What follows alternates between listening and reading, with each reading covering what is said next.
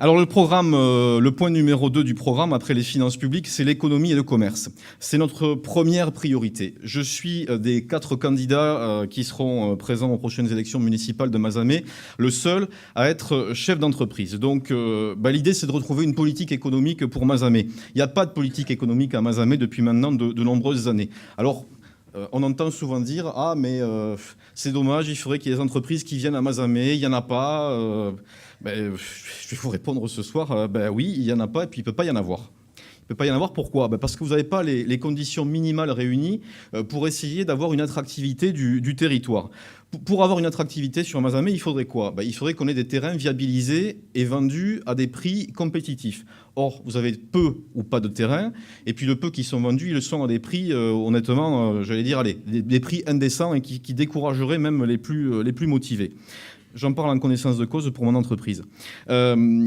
Deuxième point, il faut des aides à l'installation. Aujourd'hui, vous avez une zone comme le COS qui se développe. Mais pourquoi ? Parce que vous avez sur cette zone des aides à l'installation. Vous n'avez pas de zone équivalente sur le bassin mazamétain, vous n'avez pas ces aides. Donc deuxième pilier qui n'existe pas.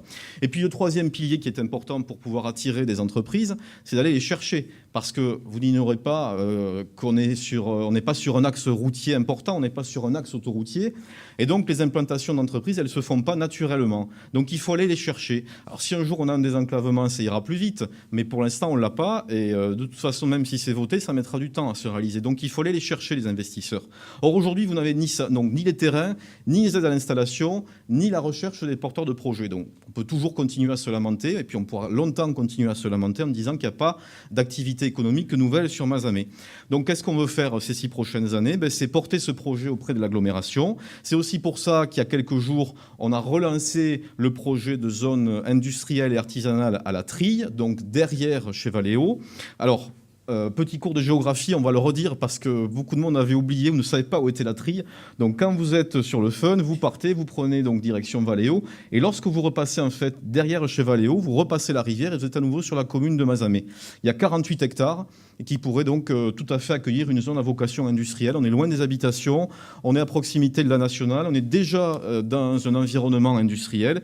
Et donc ça pourrait être un peu le pendant du COS. Le COS, il a une vocation high-tech, si vous voulez. Moi, je pense que Mazamet et la vallée, parce que j'aime bien toujours parler du bassin mazamétain et de la vallée, ont une vocation plus industrielle. Et je suis persuadé que cette zone, elle pourrait être un pôle d'équilibre pour l'agglomération. C'est pour ça qu'on veut la développer. Alors, il y a des questions qui se posent par rapport à ça, par rapport au fait qu'on n'a pas un axe routier qui est une voie express pour aller, par exemple, jusqu'à la Méditerranée. C'est vrai, mais la route, elle a quand même le mérite d'exister. Et si on se met à l'échelle européenne, on est quand même, quand on est à Mazamet, dans l'immédiate proximité des grands ports de la Méditerranée, que ce soit Barcelone, Sète ou Marseille. Je prends l'exemple d'un industriel qui serait à Tarbes dans les Hautes-Pyrénées. Alors certes, il a l'autoroute pour aller jusqu'à ces ports, mais en temps de trajet, il est quand même plus loin que nous. Et la proximité de ces ports, elle a été très longtemps un atout du commerce mazamétain et de l'économie mazamétaine. Et il ne faut pas l'oublier parce que moi, je suis persuadé que si on veut faire de l'industrie, c'est un atout qu'il faut valoriser. Et puis, je voudrais aussi rassurer certains habitants riverains des secteurs de Négrins, du Bousquet, de Rieucros. Il y en a qui pensaient qu'on allait faire passer les camions qui iraient à cette nouvelle zone industrielle par Négrins, par le Bousquet. Non, évidemment, on les fera passer par la nationale, on ne va pas les faire passer par le haut, ça paraît logique, et donc n'ayez aucune crainte par rapport à ça. À ce sujet, je voudrais vous parler de la communauté d'agglomération. Je l'ai dit, c'est un projet que devra porter l'agglo puisque c'est sa compétence, la compétence économique. L'agglo, il est important que Mazamet et Castres, qui sont les 2 principales communes, travaillent ensemble dans un bon esprit. Moi, je n'ai pas peur de dire que le maire de Castres a fait de bonnes choses dans sa ville. Je n'ai pas de souci avec ça.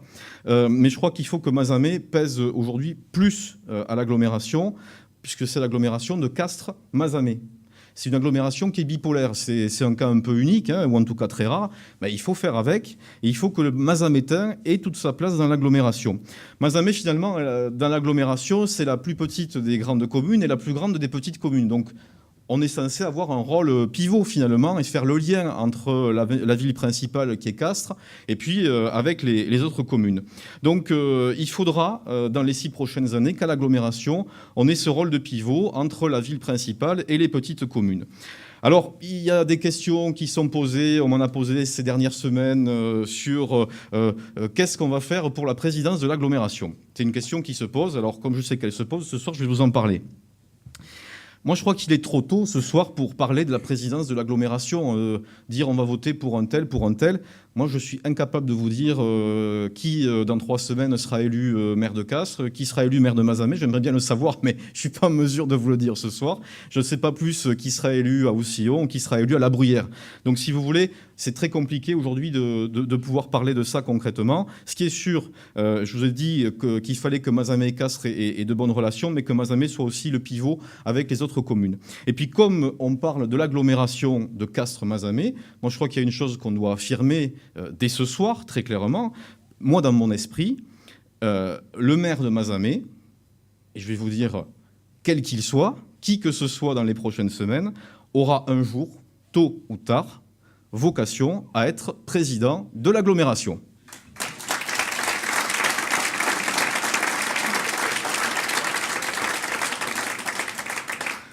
Alors, pourquoi pas une présidence tournante? Pascal Bugis, le maire de Castres, l'a proposé. Moi, je trouve que l'idée est intéressante et qu'elle mérite d'être creusée.